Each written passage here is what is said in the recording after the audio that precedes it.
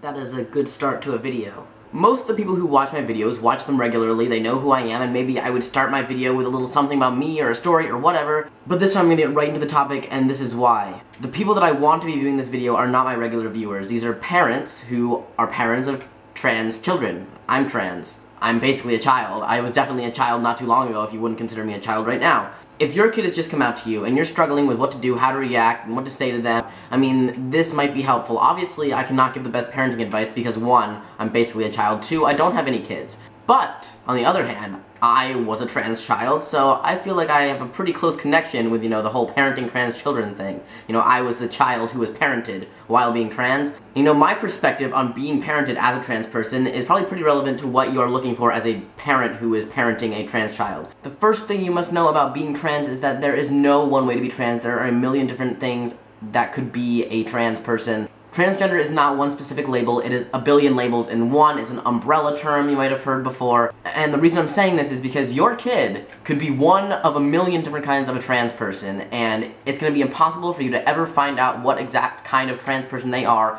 if you're not hearing it from them. And so if they're coming out to you, the only way that you will ever even come close to understanding them is if it comes out of their mouth into your ears and your brain actually acknowledges that. Now, once you know this, once you know that you will never be able to know about your kid unless you're learning it from your kid, maybe with some help from some other sources that maybe they'll help provide for you, once you know this, and you as a parent come to the conclusion that you want to understand your child and you want to have a close relationship with your child and you want your child to trust you and be able to talk to you, then you're going to need to know how to make them feel comfortable talking to you. And the worst way to make them feel comfortable ever talking to you is to have a bad first reaction or a bad reaction to anything that they tell you after, all of this pent-up nervousness. You probably had parents, I'm talking to the parents here, you parents have probably had parents, and you probably had to tell them something at some point in your life that was really difficult to tell them, and not because you thought you were a bad person or a wrong person or a messed up person, but because they were expecting something from you, and you were doing something different than that. Maybe they wanted you to be a doctor and you wanted to go to art school, something like that. See, art school's not bad, it's not evil, it's not wrong, it's not messed up, it's not freaky, but it's not what your parent expected. It's so hard to bring up these things to your parents for the first time because you do not know how they're going to react, and you think that they might react badly because they're going to be disappointed or ashamed of how you turned out.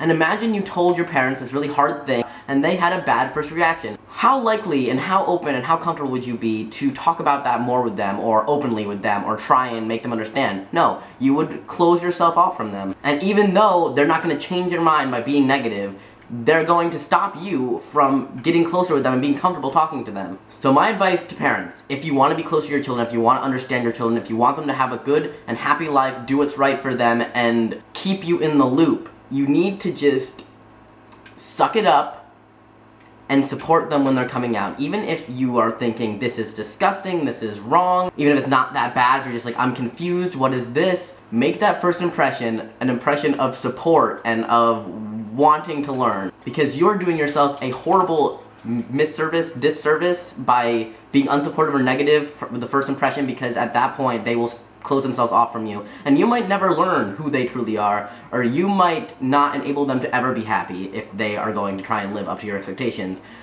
And as a parent, you should want your kid to live to their fullest potential, and that will not happen if they are living a life that is a lie, which is ultimately what will happen if you do not let them explore their gender or whatever.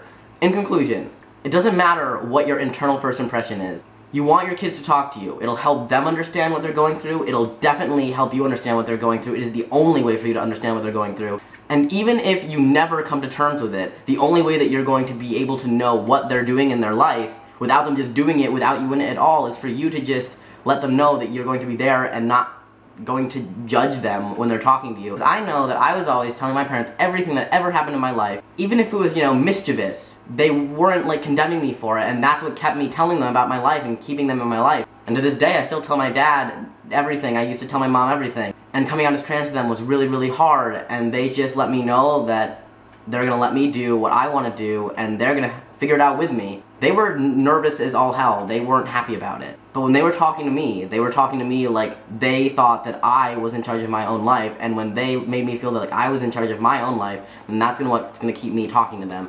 And this video is probably getting really long. I'm just trying to make one point. I'm not telling you like what sources to go Google. I'm not trying to give you a trans 101.